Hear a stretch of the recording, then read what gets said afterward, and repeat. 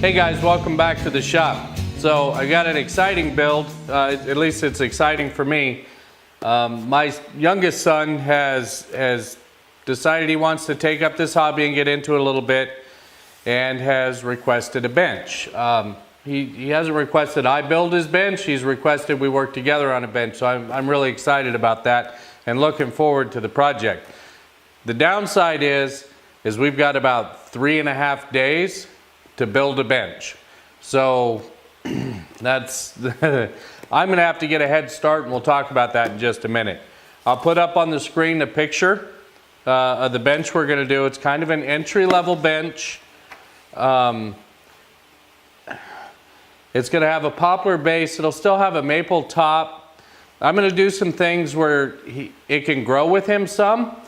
We're gonna try to make it 6 feet long. I'm working with my lumber dealer right now to get some appropriate length material for maple top. So worst case, it'll be 5 foot long, but I'll know that more hopefully tomorrow when the lumber comes in. It will be a split top design like a Rubo, but there's not going to be any bench crafted hardware on this. Frankly, it's just not in his budget. I will, however, design the legs in such a way, if he ever wants to retro and put the bench crafted hardware on, this bench will all be set up for it. Additionally, he lives a few hours away. So this bench has to be able to break down, go in his rig, and go to his college dorm where he has some garage space to put this in.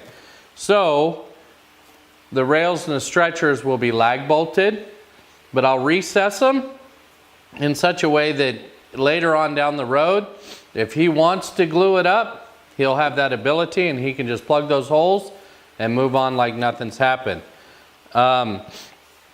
This is some of the hardware that we've picked up for the bench. There'll be from Lee Valley, there'll be a little front vise, and Veritas inset tail vise we'll put in it. And I got him the flush mount and the pivoting stop for it. There'll be T-track in the front. That's probably my addition because I've gotten so much use out of that over the years, and I got him a couple of hold downs. He needs it mobile, so there'll be some casters, and then it'll also have some drawers and doors in the front, so it'll be storage a little bit like what's under my Rubo. But again, it's something he can grow with. It will also have the tool tray, like both my Rubo and my outfeed table do. That should work out well for him. So the other cool part about this build is I'm going to go ahead and journal all the costs so that you can see firsthand, broke down all the way down to the lag bolts, what this build actually costs. I'll break it down for you piece by piece, and we'll do that in the closing after the bench is built so you can see what's here and know what we've got in it. And then you can ascertain whether that's something you want to do for you. I'm going to start by breaking down all this poplar because this is going to be the base. The legs and the stretchers and the rails will all be in poplar. Again, with cost and consideration, that was an important move. The top will be maple. There's just some question right now as to what length it will end up being, and that depends on what lengths of boards I can get. I don't want to pay for a whole bunch of scrap that we just can't use. So I'm going to break down lumber. You guys have seen that before, so I'm not going to show breaking down the lumber. But when we get over to where I've broken down for the legs and stuff, I will go ahead and click the camera back on and show you what I'm doing. I have to get a jump start on this one, or there's no way we can build a split top bench in 3.5 days. So I'm going to get a jump on things, and then my son will be here a couple days from now, and you'll see him in the shop, and he's going to build this bench. So he'll have a little guidance and a little help, and obviously a few tools to play with, but it should be a fun build. So stick around, guys. Let me get some lumber milled up and we'll get going. Okay, I came out this morning and milled up the leg stock. Pretty close. It's still probably 1/4 of an inch over, but that's okay. I want to take them nice and flat and square after the glue up in case I get any slippage or anything like that. So we'll go ahead and glue these up. Okay, so there's all 4 legs glued up. I'm going to leave those in clamps at least for a few hours and then pull them out and we'll get them squared up and milled to final size.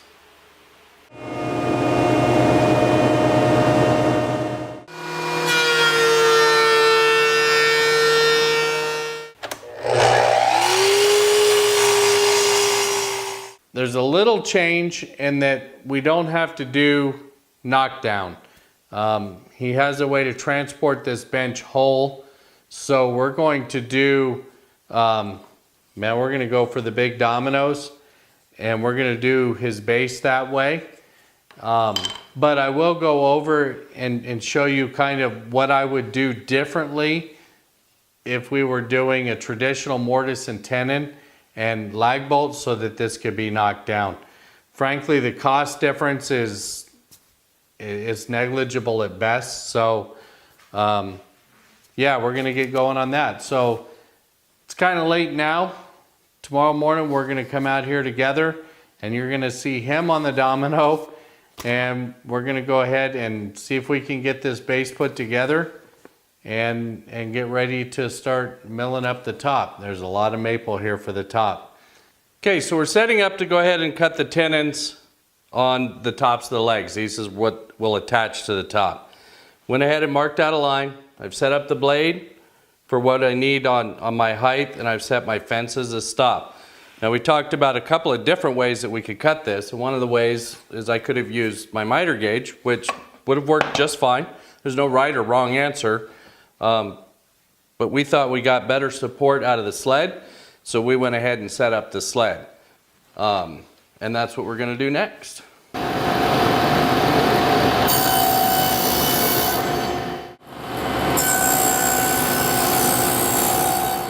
Okay, so next up we're going to cut all of our short rails to their final size. I've checked all the milling and it's held up really well, so I'm happy with that. So all I need to do is just go ahead and trim them down to their final widths at the table saw.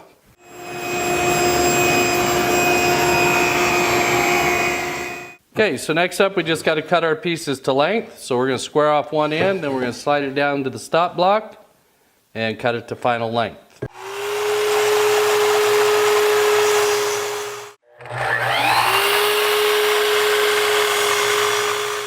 Okay, so next up we've marked the layout for our dominoes. Remember I said we're not doing knockdown hardware. If we were doing knockdown hardware, then we would have left these long and cut tenons on the end and we'd have cut mortises in these legs. We're going to use the big domino. So without further ado, let's get her going. Okay, so we're going to use epoxy for the glue up just to give us some extra open time. And I'm going to start by gluing in these dominoes.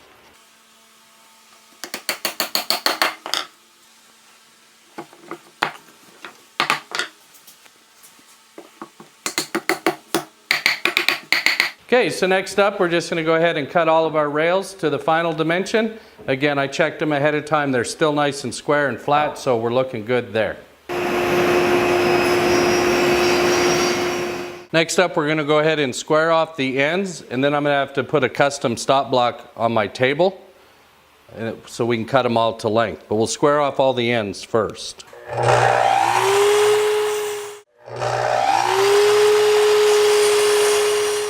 Okay guys, so while we're waiting for epoxy to cure up, we're going to go ahead and break down the sheet goods for the center case. They'll all be a little bit oversized and we'll trim them to final once we have that all together and know those actual measurements. So I've lifted the center out of my tabletop so I have a nice path for the cut blade to go. And yeah, we're just going to get this plywood out of the way.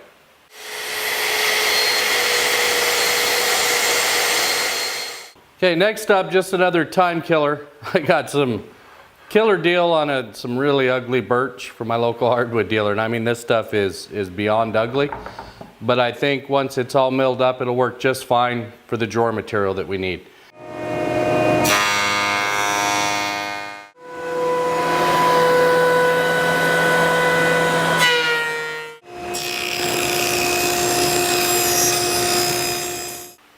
guys, it's getting kind of late at night.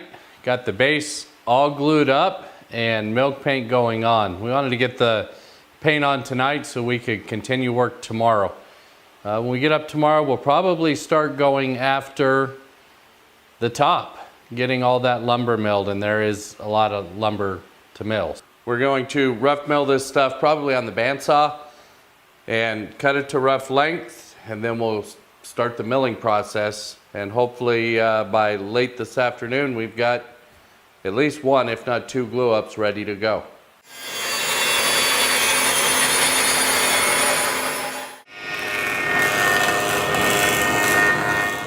Okay, so there's the boards we picked out for the front slab, and we've also kind of half-heartedly marked out where the inset vise is going to live. This will be the front slab, by the way, and marked out for the dog holes. So we're going to go ahead and get the dog holes drilled next, and then I think we're ready to glue this one up.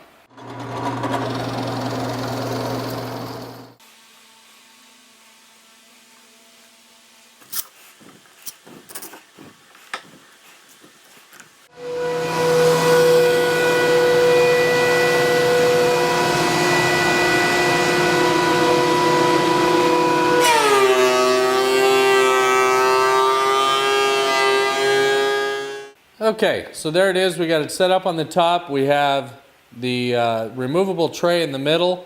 We've got spacers in for that. We're just going to go ahead and mark off for these tenons, and then we're going to go get the mortises cut in each one of the slabs. And this thing should be sitting on the base before we wrap it up for the night.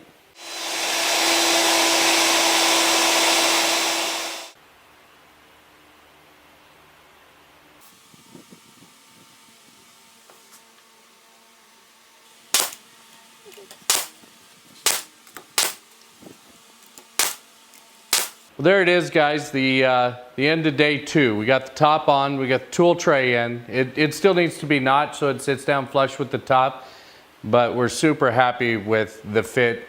It couldn't have worked out any better.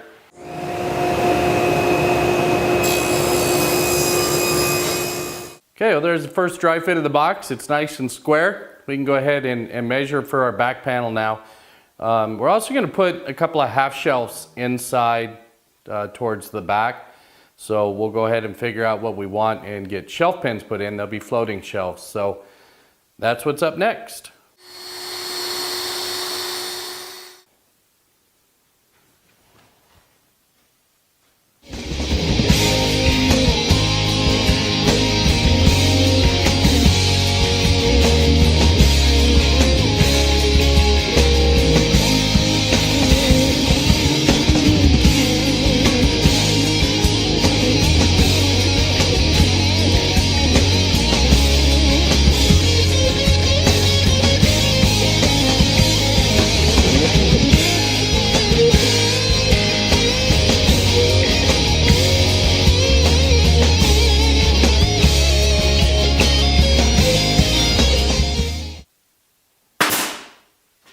We've marked what we got to hog out, and we actually got to hog out quite a bit to get really the optimum use out of this vise. So we're going to hog that out here, and then we're going to come back and beef up on the inside, and we'll go long to give this area some extra support. Now the slab, it sits on here, and this will be screwed from the bottom.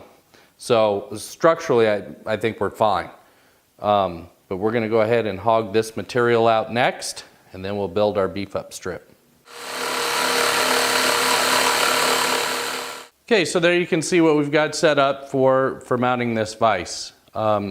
Essentially that front rail and really the top will be the front jaw of the vise, and that strip that we have in the back, we'll go ahead and epoxy that as well as screw it to the rail just to give some extra rigidity through there. Okay guys, there we got the case put in. We goofed up a little bit. We had originally thought we were going to put Euro hinges in this, and we installed that case and didn't put the hinges in. So, and as tight as that case was, it's not coming back out. So we're really against the gun for time now. So we're going to move on And if we get to the doors, then we'll go with just some regular butt hinges and put those in, and it'll be fine. So moving on, we're gonna get the case painted the way it needs to be, and we're gonna start on drawer construction. Okay, so drawers are just gonna be simple butt joints with 1/4-inch ply in the bottom.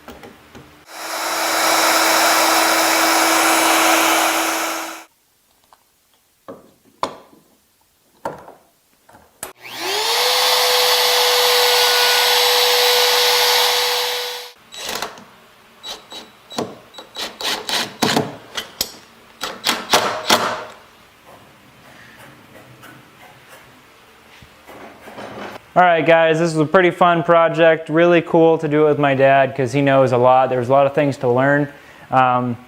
This will get me through a ton and last me forever. Can always just sand it down and refinish it if I wanted to, but there's no use for that. But it's really fun, lots to learn, and turned out really awesome. How's it going, guys? This is the shop update for how the entry-level bench is holding up here. About 6 months in since we built it. This thing is holding up pretty well. Definitely moved a long ways, but I use this tool tray all the time. These drawers are incredibly full, packed full of stuff. I got the tool tray holding my chisels, and I got this board right up against it. I'm using my vise over here, my face vise, to keep the board steady while I plane the face off with this dog hole right here, so I can plane longer boards, which is incredibly nice. I got this face vise right here, so I can plane the edges, make them nice and straight and square. But other than that, yeah, this thing is holding up incredibly well. Use it all the time. Well, there it is, guys. It's all wrapped up, and I'm happy to have this one done. This was 4 very full days to get it to this point. We're still going to shoot some finish on it, but I'm not going to include that in the cost breakdown because I'm just using whatever I got left in the shop, and I don't know what you want to use on your bench. So we're going to leave that portion of it out. I also didn't include shop consumables, things like sandpaper, or if I needed to replace a router bit, or those sorts of things. I didn't include those costs in here, and there were some of those costs. To break it down, my total was $1,437.99. So yeah, it is a little expensive, but it sure is a nice bench. I'm super happy with it. And my local lumber prices are going to, I am sure, be different than yours. So maybe my lumber costs are good, maybe my lumber costs are bad. That's, that's something I just don't have control over it. Again, it was poplar for the base, it was maple for the top, it was plywood for the case.